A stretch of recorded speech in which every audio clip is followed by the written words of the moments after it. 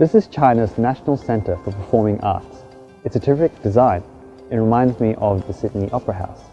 It stages different performances like symphonies, ballet, operas, Peking opera, and Hongmei opera. All of these are staged every day. But today I'm going to be talking about China's anti-corruption. The part I'm interested in the most is that the National Supervisory Commission will be constitutionalized to be a new state organization, which means China's anti-graft is further institutionalized.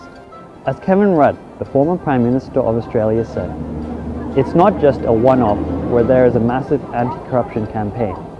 What they're seeking to do is to entrench the anti-corruption machinery into the normal workings of the Chinese state and party." In this regard, the first thing, his commitment and his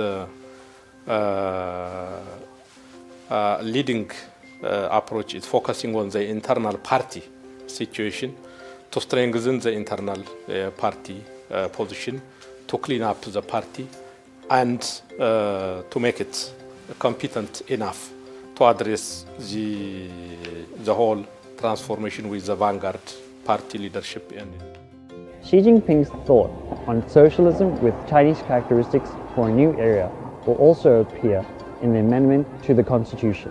The Communist Party of China determines to enshrine into Constitution the significant theoretical, practical, and institutional explorations achieved from practice over the last 5 years.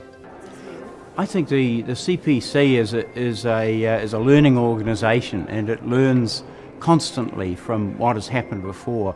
From the practical things that it does, it then refines that and creates an even better future.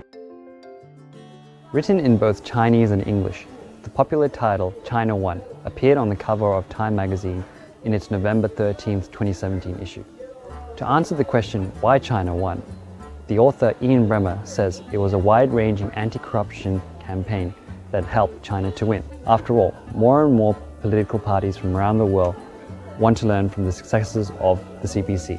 I wish that we all want for our own country so that we have a coherent political and decision-making system that is quick, that is able to make decisions rapidly, but decisions that are properly considered, evidence-based and researched, so that you really impact on the lives of ordinary people. That's who many of us are in government for, so to speak, to try and achieve those kind of results that we can only admire from what the CPC has done in China.